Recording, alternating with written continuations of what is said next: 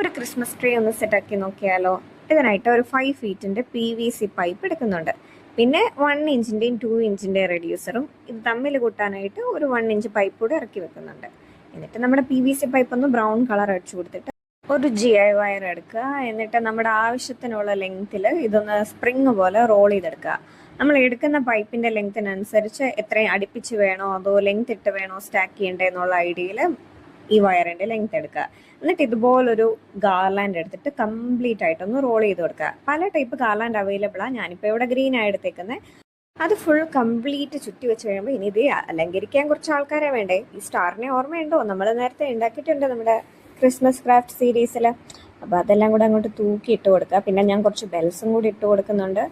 പിന്നെ ഇനി അടുത്ത സാധനം നമ്മൾ ആദ്യം ഫോം ഷീറ്റ് വെച്ച് ട്രൈ ചെയ്ത ഒരു ക്രാഫ്റ്റാണ്.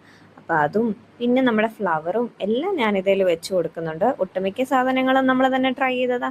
ഇതല്ലാണ്ട് അഡീഷണലി ഞാൻ കുറച്ച് ബെൽസും പിന്നെ കുറച്ച് ബോൾസും ഒക്കെ വാങ്ങിയിട്ടുണ്ടായിരുന്നു. സോ അതും എല്ലാം കൂടെ നമുക്ക് ഇതിലോട്ട് അങ്ങോട്ട് വെച്ചൊന്ന് റോൾ ചെയ്ത് സെറ്റാക്കി കൊടുക്കാം. ഞാനിവിടെ ത്രെഡ് വെച്ചാണ് കിട്ടുന്നത്. ഇല്ലെന്നുണ്ടെങ്കിൽ ഡബിൾ സൈഡ് ടേപ്പ് വെച്ച് ഒട്ടിക്കാം. എങ്ങനെയാണ് നിങ്ങളുടെ കൺവീനിയൻസ് എന്ന് വെച്ചാൽ ചെയ്യാം.